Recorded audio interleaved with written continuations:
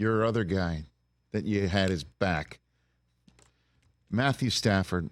He really is so much fun to watch when he's cooking and slinging and making plays and getting peeled off the turf to do it again and again. And that's what seemed to happen on Sunday. What is it like being in the huddle with this man in moments like that, Andrew?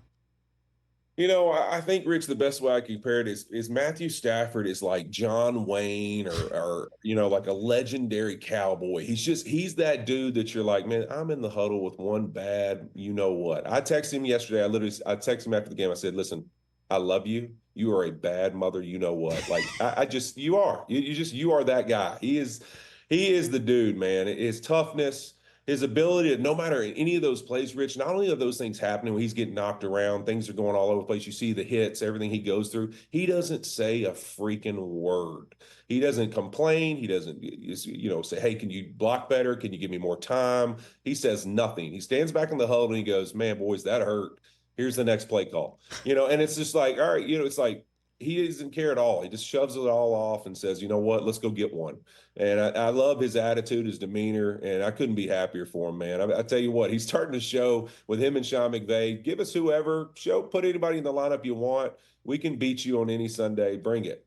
And I love that. Yeah, I mean, again, no Nakua, no Cup, no left side of the line, right? And when I say no for that, it's backups.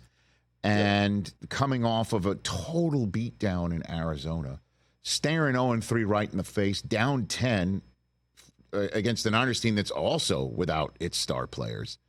That was truly breathtaking to watch that finale.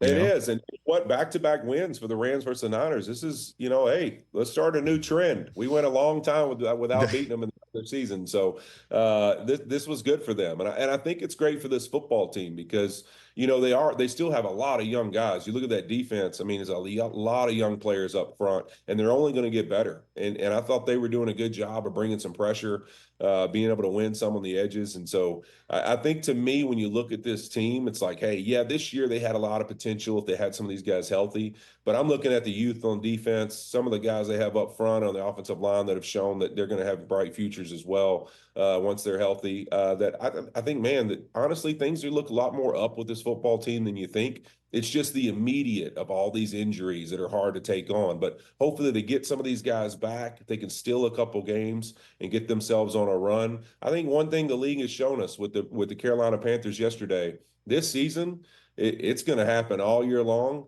It's a lot closer than everybody thinks, every single team in this league, from 1 to 32. So I think you just got to get healthy and get yourself on get a momentum run, and anybody's got a chance of getting in these playoffs. Yeah, man, I was going to ask you who's the toughest team, who's the team to beat in the NFC right now? Because you didn't even say the 3-0 Seahawks were the 3-0 team that you're willing to put your marker on. You went with the 3-0 Vikings instead. But Green Bay's sitting there, Detroit's sitting there, the Eagles with Saquon. I mean, without him, they could be 0-3. I mean, the NFC South having two 2-0 teams that both lost at home, including the Bucs to Bo Nix, who couldn't really put 2 and 2 together, it seemed, for the first 2 weeks. They got me in a lot of trouble, Rich. They got me in a lot of trouble yesterday. I put my wife was looking for a fantasy defense. I gave her the Bucs defense. I said, honey, listen, you know what? Bo Nix and the Broncos have struggled. I'll take care of you, babe. I got you. Got her to give me a big thank you, the whole deal. By 5 o'clock, I was getting some very ugly texts. I was not appreciative. She was not kind to me about my fantasy moves. So the Bucs got me yesterday. I had them winning, and I had them winning big, and I didn't. You and most everybody not in the Knicks or Peyton or the Walton household, man, for sure. Catch the Rich Eisen Show every single day on the Roku Channel, 12 to 3 Eastern, for free.